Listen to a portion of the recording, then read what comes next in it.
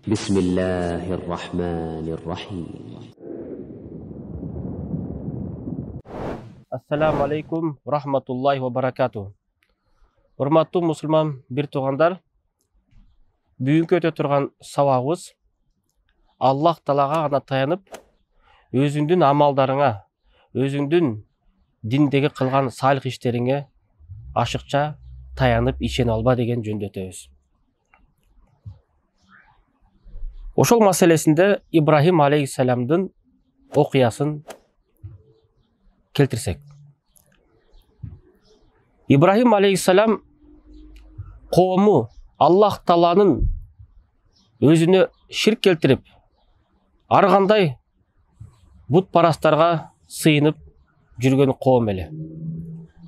Анан Ибрахим алейхиссалам ошол идолдарды, ошол таштарды жоготом деп, коому бир майрамга кеткенде, атасы кошо чакырганда, инни саким, мен бир аз өзүмдү жаман сезип жатам, ооруп жатам деп кала калып, элдер кеткенде Ибрахим алейхиссалам келип ошол идолдарды сындырды. Сындырып туруп, эң чоңуна балтаны карматып койду. Кийин коому келсе, идолдардын баары сынып жаткан болот. Анан кийин буну ким кылды? Муну бир гана Ибрахим деген жигит кылчу эле. Ошону гана колунан келет деп аны алып келишти.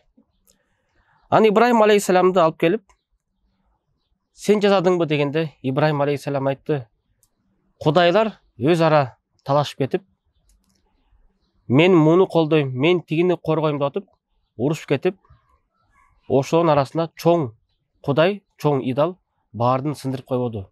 Карабайсыңар, колунда балта жатпайбы деди. Анан кийин алар айтты, кандайча сенин акылыңа кел, кандайча бул нерсе? Алар сүйлөбөсө, кыймылдабаса, кантип алар бири-бирине согуштурмак дегенде айтты, сүйлөбөгөн, кыймылдабагандарга силер кайтып сыйынып жатасыңар. Дегенде Ибрахим алейхиссаламды отко салабыз деп, коому ушундай бир айламалга аракет кылышты. Ошентип коому Ибрахим алейхиссаламды кармап, отун чогулта баштады. Ошондо арасында бир аял дагы Аллах Таалага назыр тут дейт.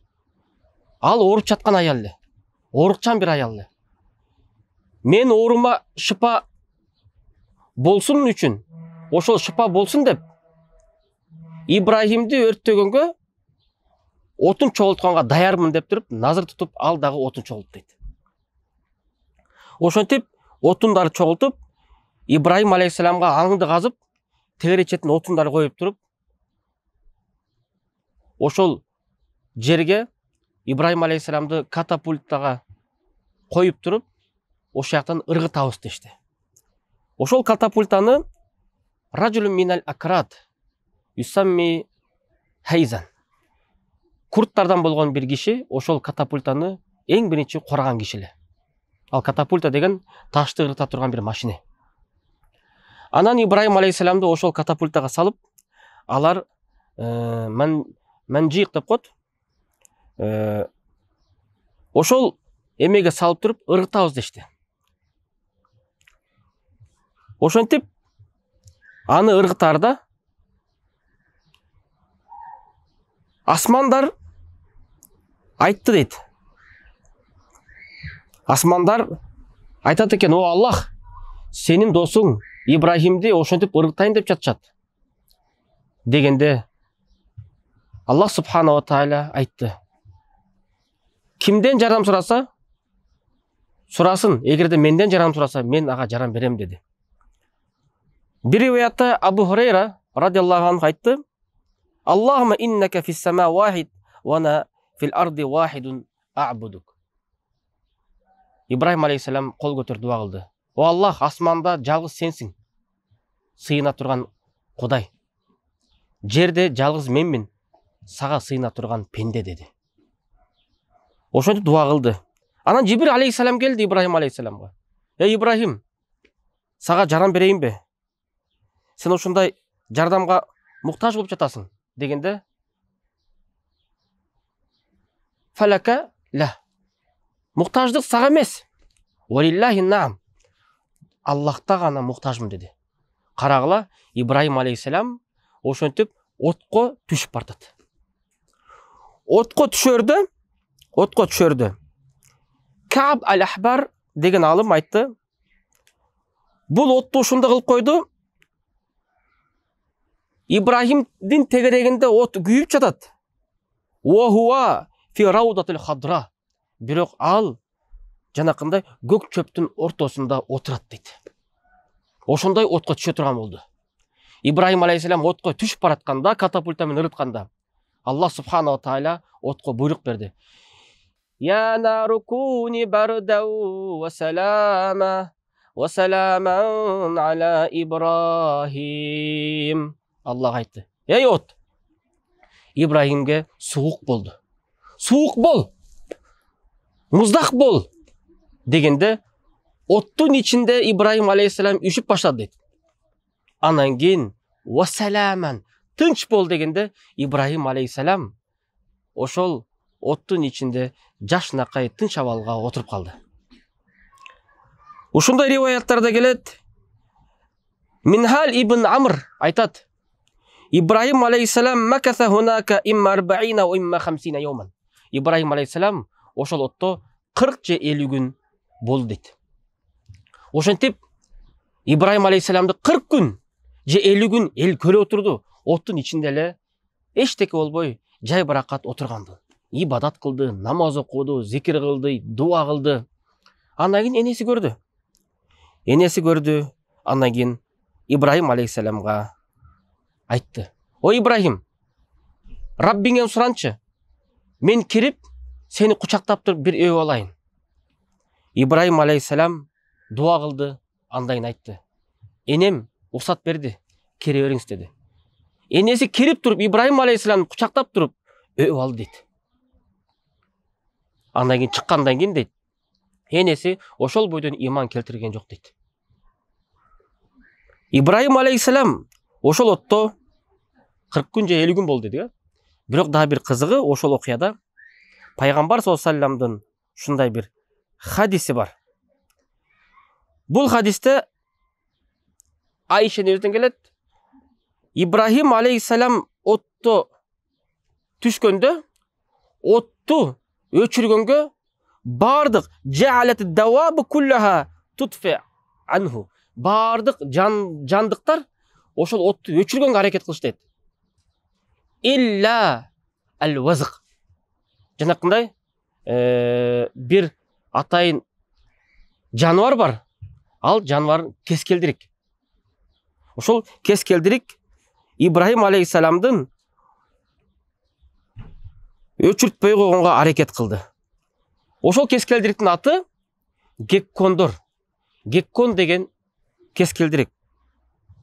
Пайгамбар саллаллаху алейхи вассаламдын ошол геккондор тууралуу хадистери көп. Ошолордун бири мындай деген хадис бар. Имам Муслим өзүнүн риваятында геккондор жөнүндө мындай деген хадис айткан.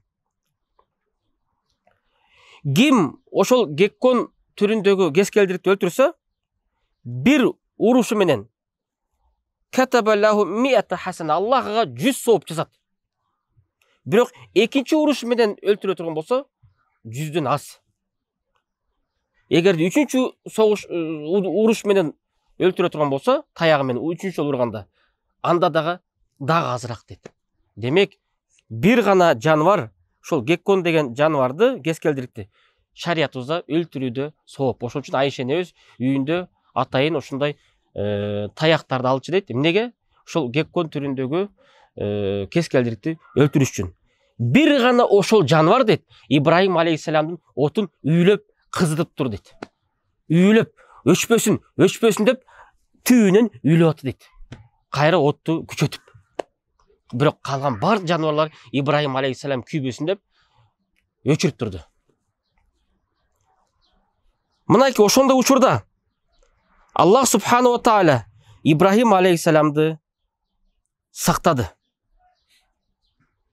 Не пайда табабыз бияктан, туугандар? Ибраһим алейхиссалам ошол оттон чыккандан кийин мындай деген аят бар. Аллах субханала тағала Құран кәрімде айтады. Ибраим алейхиссаламдың сөзі бұл «Ваджнубни вабания ан на'будал аснам». Ва из қала Ибрахиму.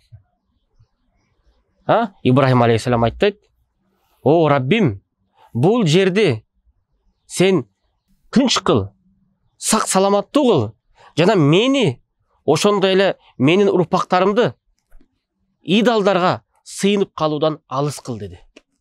Қаралы, Ибраим алейхиссалам жанакындай таухидти билип, Аллахын жалгызын билип туруп, оттон чыкса дагы өзүнө 100% ишенген эмес. Ширктен ушундай, сен өзүңө канчалык бекем ишене болсаң дагы, кандай болсо дагы Аллахка таян. Анткени ширк ар кандай жол менен келет. Пайгамбар саллаллаху алейхи ва саллям айткан хадиси, пайгамбар саллаллаху алейхи ва саллям айтат. Бул пайгамбар саллаллаху алейхи ва саллямдын дуасы Насаиде келет. Хадис тура хадис. Шейх Альбани бул хадисти сахих деп, силсилати сахиха тура хадисте эскерген. Я хайю я кайюм. О тирүү, уктоого душар этпеген зат. Бирахматика астагис. Сенин мээриң менен сенден жардам сурайм. Аслих ли ша'ни кулла. Бардык иштеримди оңдоң. Вала такилни иля нафси тарфата айн. Жана сен мени өзүмдү башчы кылып, көз ирмемчилик мөөнөткө калтырба дейт. Мындайча айтканда, өзүм 100% ишене албайм. Ошон үчүн туугандар, кылган амалдарыбыз менен намаз окуп атабыз, орозо кармап атабыз, зекет бере атабыз, хижаб кие атабыз, сакал кое атабыз. Мен күчтүмүн, мен кыйынмын, мага эчтеке болбойт, мен ширк кылбайм. Аллах мени ушундай өз коргоп коет деп 100% кепилдик болбосун. Таваккал алаллах. Аллахка таян. Фахуа хасбук. Аллах жетиштүү. Ошон үчүн Ибраим алейхиссаламдай болуш керекпиз. Оттон чыкканда да өзүн пайыз бере алган ушундай. Мен кыйын экен көрүңөр, мен оттон чыксам дагы мен ушундайм деп. 40 күн жатсам дагы мен ушундайм. Андай эмес. Аллах субханала тааляга күнүгө таяныш керекпиз. Анткени пайгамбардын да бир дуасы: ла хаула ва ла куввата илля билля. Күч кубат бир гана Аллахтын колунда. Биздин колубузда эчтеке эмес. Колубузда байлык болсо дагы, колубузда бийлик болсо дагы, биздин жаныбыз, биздин жүрөгүбүз, биздин иманыбыз бардыгы Аллахтын колунда. Ошон үчүн пайгамбар хадисинде пенделердин жүрөктөрү мээримдин манжаларынын ортосунда дейт. Каалагандай айландырат дейт. Ошон үчүн туугандарым, мусулман бир туугандарыбыз, биз кыйынбыз, бизге эчтеке жетпейт деп өзүбүз өйдө көрбөлүк. Дайыма Аллахка таянып жөнөкөй бололук. Ассаламу алейкум ва рахматуллахи ва баракатух.